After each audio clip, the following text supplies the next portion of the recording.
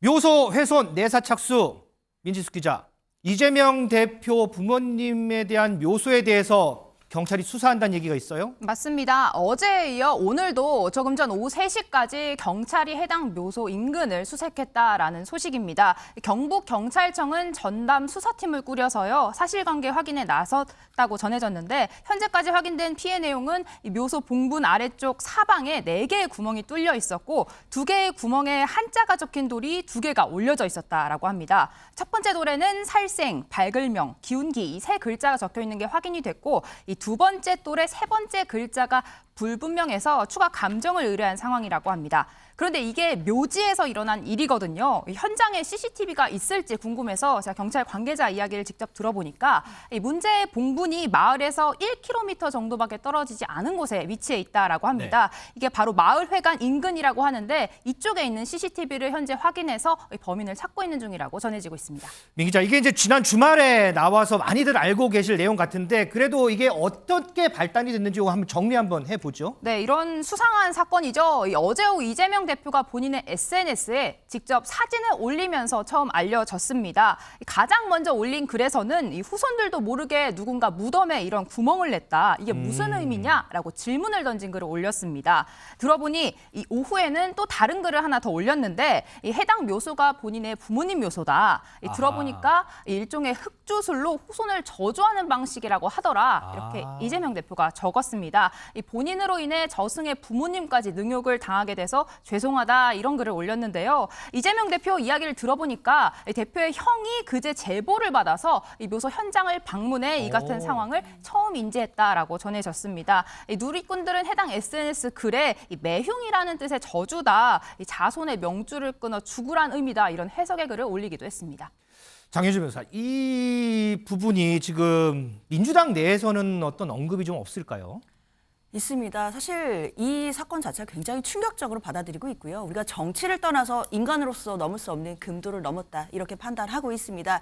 특히 아무리 정치 진영 간의 갈등이 극한으로 치닫고 있다라고 하더라도 부모님의 묘소를 파헤치고 뭔가 묘소에게 흉한 주술을 거는 이런 행위 자체가 사람으로서 과연 허용되는 행위인지 놀랍다라는 것이 이제 민주당의 입장인데요. 특히 민주당 입장에서는 이모경 대변인이 수사 당국이 이제 철저하게 수사를 하고 특히 이 행위와 관련해서 배후가 있다면 그 배후까지도 철저하게 수사를 해야 된다라는 입장을 밝혔습니다. 또한 이제 민주당 경북도당은요 오늘 오전 회의에서 이제 논의를 거쳐서 경북경찰서에 추가로 또 고발할 방침까지 세웠기 때문에 앞으로 수사 과정에서 어떻게 신속하게 또 그리고 엄정한 수사가 이루어지는지 민주당이 지켜볼 것으로 보입니다.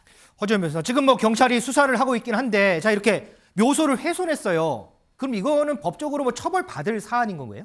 분묘 발굴죄라는 게 있습니다. 지금 정확한 사실관계는 확인이 돼야 되겠지만 이재명 대표 설명에 따르면 뭐 묘소에 구멍을 냈다 이런 얘기를 하고 있거든요. 네. 결국에는 이제 훼손을 한 거잖아요. 우리 판례에서는 이 굳이 뭐 시신이라든가 이게 다 드러나지 않는다고 하더라도 발굴 행위로 평가를 하고 있거든요. 그리고 미수범도 처벌을 하고 있고 네. 이게 5년 이하의 징역에 처해질 정도로 굉장히 이제 벌금형이 없어요. 굉장히 무거운 죄로 지금 다루고 있기 때문에 벌금형 없이 그냥 징역형으로 처벌이 될 수가 있는 거군요. 맞습니다. 그래서 이거는 정말 정치적 의사의 표현, 개인적 의사의 표현 여부 이런 것들을 다 떠나서 의사표현 방식 상당히 부정적이라는 생각, 잘못됐다는 생각이 들고요. 바람직하지 않다 이렇게 생각이 드는데 이걸 이종근 실장님께서는 어떻게 이 사태를 보고 계시는지 좀 의견이 궁금합니다. 그러게요. 이게 뭐 지금 역사상 계속 되풀이되는 일이다라는 생각이 많이 듭니다. 나중에 또 말씀을 드리겠지만 그런데 가까이에 있었던 어떤 사건 하나가 떠오르는데요. 2021년입니다. 윤석열 검찰총장이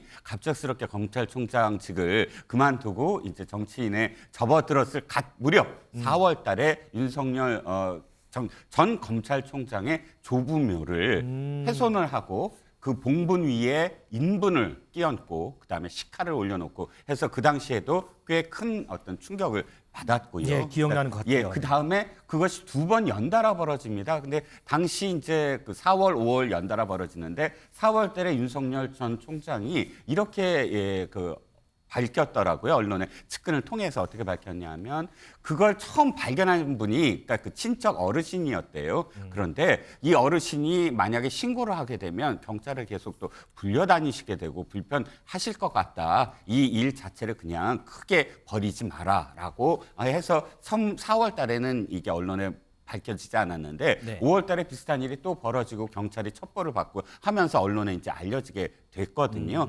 저는 이번에 엄단을 해야 된다고 봅니다. 왜냐하면 다시는 이런 일들이 그렇게 되풀이해서 뭐 주술적인 어떤 기운을 받아서 자신을 뭐 복을 받거나 아니면 또 그 해당되는 어떤 후손들이 흉기를 받아서 이렇게 뭐 저주를 내리거나 이런 일들은 되풀이되지 않아야 한다고 생각을 하고요. 그렇게 함으로써 또 다른 어떤 피해를 막을 수 있지 않을까 생각을 합니다.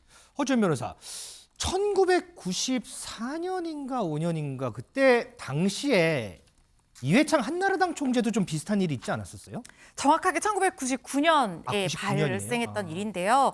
그때 당시 한나라당 총재였던 이회창 총재의 이 조상묘가 예산에 가족묘가 있다고 합니다. 거기에 이제 그 증조부 묘까지 포함해서 7기에서 길이 1m, 굵기 0.5cm 되는 둥근 모양의 이 노쇠로 만든 쇠막대기가 발견이 됐었어요. 그때 당시에도 굉장히 이제 우리 충격적인 어떤 사건으로 기억을 하고 있는데요. 근데 이제 이회창 총재가 97년에 대선 출마를 했었기 때문에 혹시 그것과 관련해서 뭔가 또 주술적인 의미로 이렇게 한 것이 아니냐 이런 논란이 나오기도 했었습니다. 장효주 변호사님, 이재명 대표, 윤석열 대통령, 이회창 전 총재, 참 이 정치인들의 조상묘 순환을 참 많이 당하는 것 같아요. 그렇습니다. 참 그 정치인들의 부모님이 돌아가셔서까지 저렇게 편한 그 저승에서 편하지 못하고 저 능욕당하시는 그 모습에 이재명 대표도 정말 오늘 죄송하다 이런 얘기를 밝혔는데요. 자, 정치인뿐만 아니라 지금 우리 사회가 좀 극한의 갈등 속에 있다라는 평가가 많습니다. 이 극한의 갈등이 서로 다름을 인정하지 못하고 그 다름을 어떻게 보면 혐오로까지 나아갈 때 이제 이런 서로 간의 공격이 있을 수 있는 것이거든요. 우리가 정치 진영 간에 서로 간에 경쟁할 수 있고 또 다른 이야기할 수 있고 얼마든지 발전적으로 나아갈 수 있는데 그것을 넘어서서 서로 갈라치기 하고 혐오의 정치가 되는 것 이런 부작용이 낳는 것이기 때문에 정치권에서도 좀 이러지 않도록 자제를 좀 해야 될 것 같습니다. 자, 이런 문제가요. 비단 뭐 정치권에만 있다 이렇게 얘기할 수는 없을 것 같습니다. 그럼에도 불구하고 이렇게 죽은 사람이 묻히는 묘지가 이 살아가는 사람이 이 살아가는 것보다 더 중요하게 인식되는 현실에 대해서 글쎄요. 우리 시청자 여러분들은 어떻게 좀 생각하시는지 이 부분도 좀 궁금합니다.